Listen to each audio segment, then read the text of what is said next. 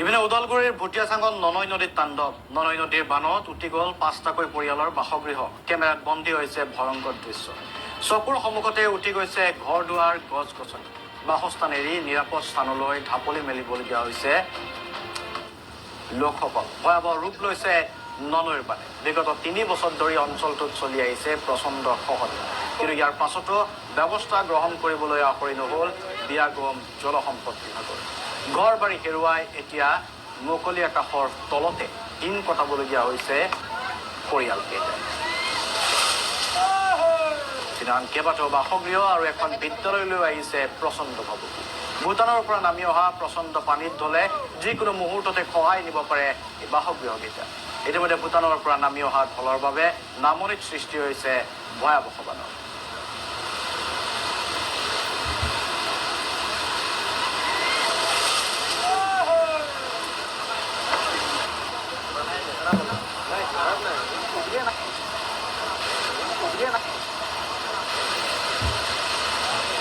ভূটানৰ পৰা বৈ অহা ননৈ নৈৰ যি কালৰূপ খহনীয়া, সেই কালৰূপ খহনীয়াৰ বাবে ইতিমধ্যে বহুতো ঘৰ বাৰী এই ননৈ নৈত উটি গৈছে আৰু ইতিমধ্যেও এখন ঘৰ ভাগি ছিগি গৈছে আৰু যি গৃহস্থ আছে সেই গৃহস্থসকলে ইয়াৰ পৰা যিসমূহ আচবাব আছিলে সকলো নি নিজৰ ৰাজপথত ৰাখিবলগীয়া হৈছে ইয়াৰ বয় বস্তুসমূহ।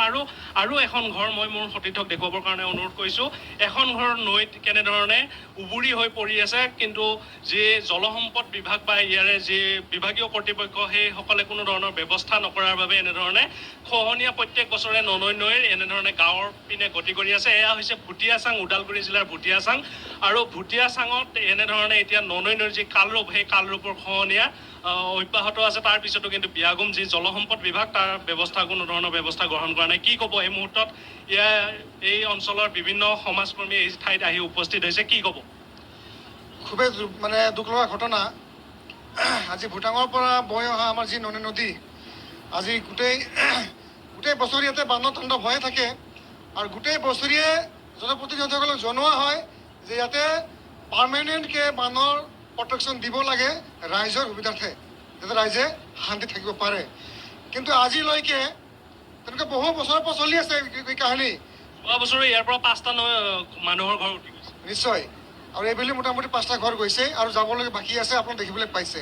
কিন্তু সেই যোৱা বছৰে যিসকলৰ ঘৰ দুৱাৰ উটি গৈছিলে বানপানীত, তেওঁলোকে কিন্তু আজিলৈকে মাটিও পোৱা নাই, ঘৰো পোৱা নাই, আৰু তেওঁলোকে এতিয়ালৈকে কোনো ধৰণৰ সংস্থাপন পোৱা নাই চৰকাৰীভাৱে। আৰু আজিও সেইটো হ'বলৈ গৈ আছে। আজি গঞা ৰাইজে খুব চিন্তিত হৈ পৰিছে যে তেওঁলোকে থাকিব ক'ত? যদি গোটেই নিশাই গোটেই ৰাতি যদি তেওঁলোকে বানপানী হৈ থাকে, তেওঁলোকে গোটেই ঘৰ দুৱাৰ ভাঙি যাব, তেওঁলোকে থাকিব ক'ত? তেওঁলোকে কেনেকৈ জীৱিকা নিৰ্বাহ কৰিব? আপোনালোকে দেখিবলৈ পাই আছে।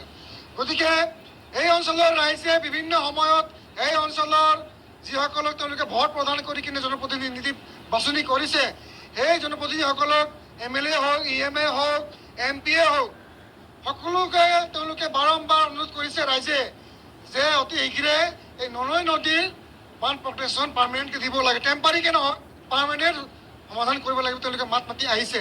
কিন্তু